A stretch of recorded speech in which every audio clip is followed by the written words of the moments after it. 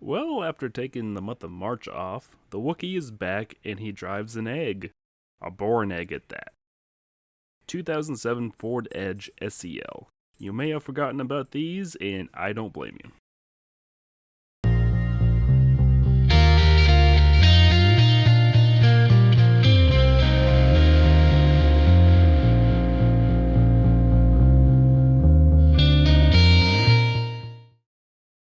So, on this channel, I like to cover a wide variety of cars.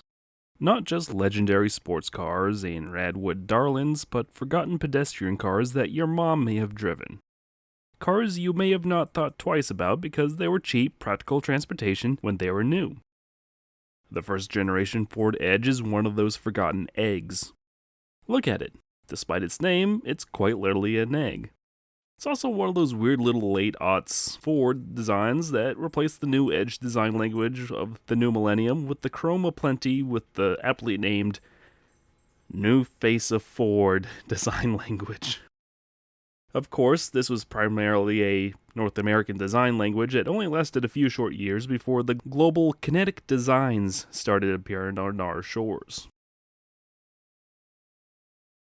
The Ford Edge.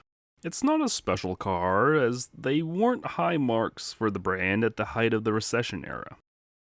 While Ford was able to avoid bankruptcy and bailouts like GM and Chrysler, it was still in the doldrums at this time. Ford avoided bankruptcy by selling off its premium European brands and raising capital amongst its internal restructuring. While it certainly helped Ford in the public eye with not needing a government bailout, I would argue that its products at the time weren't really all that much better than what GM or Chrysler were offering. Now, most Chrysler products at this time were absolutely terrible, and had the workmanship of a drunken orangutan that led to loads of recalls and reliability issues. GM just made so much crap that didn't sell that they had to go through a bankruptcy to cut all the fat. Yes, they had build issues as well, but I would much rather put my faith in a late aughts GM product than a Chrysler product. Ford, while not producing the same car tenfold between 10 different brands like GM, or even dipping into trying to make the next big hit with weird niche vehicles galore, like GM again, was still producing mech cars compared to the Japanese imports at the time. The Ford Edge is one of those cars. The Edge was Ford's third crossover, behind the Escape and the Freestyle. While the Escape was originally a fun little outdoorsy vehicle aimed at the Toyota RAV4, the Freestyle was essentially a large, tall wagon version of the 500 full-size sedan. The Edge slotted underneath the Freestyle as a 5-door hatch based on the then-new Fusion mid-size sedan architecture. With the crossover market quickly taking hold, the Edge was the perfect size for families looking for something a little larger and practical than a sedan, but maybe too cool for an actual minivan. This would mean that despite its egg-like appearance, the Edge would be a hot seller for Ford, only dipping below the 100,000 mark in sales at the height of the recession in 2009. The Edge sits on Ford's CD3 platform, Ford's midsize front-wheel drive architecture at the time. The CD3 platform was developed primarily by Ford's heavy lifter at the time, Mazda, and was proudly proclaimed to be Ford's digital car, which allows Ford to cut down on months of development time by essentially building the entire car and prototypes digitally instead of months of clay mock-ups and drawings. The Edge is essentially the crossover version of the Fusion sedan, and its closest siblings were the Lincoln MKX and the first-generation Mazda CX-9. Ford would source the Edge name from its deep well of trademarks. The Edge name originally appeared as a trim and appearance package on the Ranger compact pickup, so Ford plucked it and applied it here. Also, this fit in with Ford's insistence at the time that every car start with the letter F and every SUV start with the letter E. This is, of course, how you end up with the name Edge on a vehicle with virtually no edges. Again, an egg. Here's the thing. I'm perfectly meh with the Edge. It serves its purpose as a mid-sized people mover. It's just not my cup of tea. It's too blobby in a bad way for me, and Ford's insistence on forcing the giant chrome facade with its new face of Ford grille feels so out of touch for the aughts for me. Again, you're coming off the new Edge, which greatly modernized Ford's lineup with the use of black and hexagons for the grills. The new face just feels like a step back, a random throwback to the past that in no way fits with a modern crossover. But as an overall package, it's just meh. It's not overly offensively bad like the Dodge Journey. That car's just bad in all aspects, especially in packaging.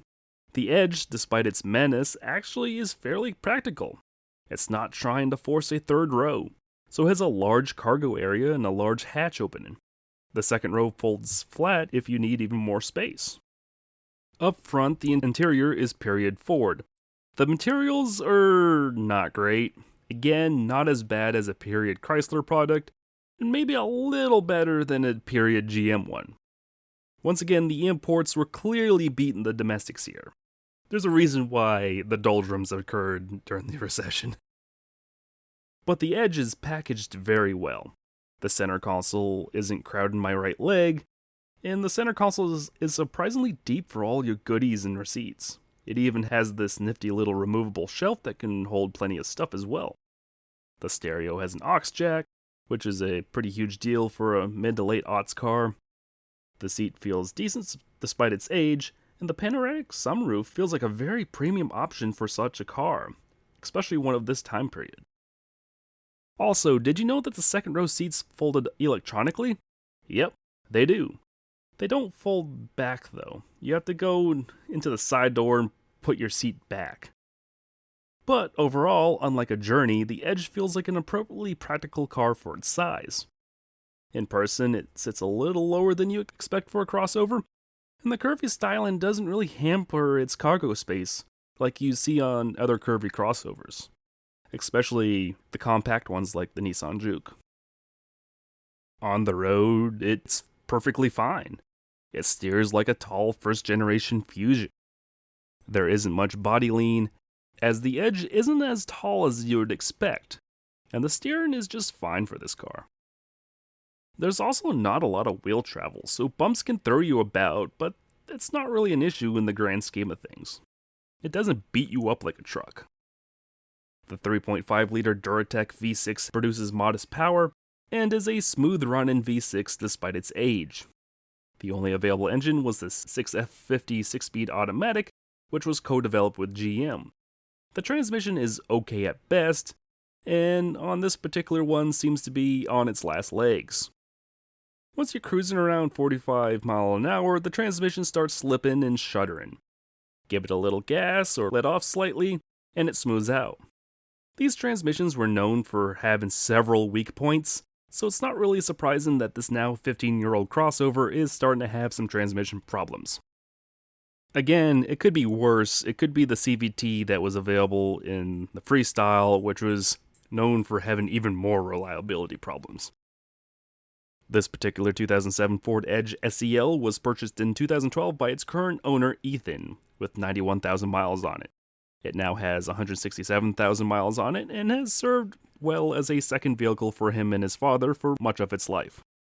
They were originally shopping for a Flex, but ended up settling on the Edge as the Flex turned out to be just outside of their price range. Over time, his father and grandfather have bumped into things, which explains the scratches and dents you see today. This simply became the extra disposable car for the family, but they'd never actually disposed of it. When everything else failed, the Edge was still there, ready to start up and drive them to work. Ethan says that with the incoming transmission issues, this Edge might be seeing the light at the end of the tunnel, as its age and the shape of the car means that it won't really be worth fixing once it does go. It's not special enough to save, and they don't have any sort of sentimental attachment to it to warrant saving it. The 2007 Ford Edge SEL is simply a fine crossover. They were among the first crossovers to not wax poetic about being a wannabe off-roader and truly embrace their car independence. These first-generation Edges were absolutely abused and neglected, and you'd be hard-pressed to find a clean one today. They were simply just disposable mid-sized people movers, and they were treated that way. Despite this, many are still on the road today, transmission issues notwithstanding. They are a fine egg. But the problem with many American cars of this era is that there's often a Japanese car that produced a much better overall experience. With the Edge, that competitor happens to far outclass it in build quality and reliability, happens to be the Toyota Venza. Again, it's a perfectly fine car, but when you're shopping for a 15-year-old vehicle, I would really recommend the Japanese import over an American car, especially a recession-era American car, no matter the brand. 2007 Ford Edge SEL. It's fine, but you might be better off with the Toyota. Thank you once again for watching another episode of Wookie Drives. This week's episode comes courtesy of Ethan Gaines of Charlotte, North Carolina. Ethan writes occasionally for Hagerty and has a blog that I'll link in the description. Huge shout out to him for letting me have a go in his beat up Edge, and I highly recommend checking out some of his writing. If you have a car or truck you'd like to see on the show and happen to be in the Charlotte, North Carolina area, feel free to email me with your submission at wookiedrives@gmail.com. That's right, submit your car to wookiedrives@gmail.com. Be sure to check out the official Facebook page at facebook.com/wookiedrives for official channel updates. Follow my Twitter and Instagram at Wookie Drives for just rants, raves, and overall Wookie shenanigans. There is a TikTok that I occasionally upload to, so be sure to check out that for small videos that I don't think fit the larger channel as a whole. Finally, don't forget to give the video a like, drop a comment with some feedback. Any feedback is good feedback. It helps me just help better my craft. Be sure to share this video with all your Ford Edge friends. And don't forget to hit that subscribe button and hit that bell for more Wookie Drives like these. Thank you so much for watching and have a good day.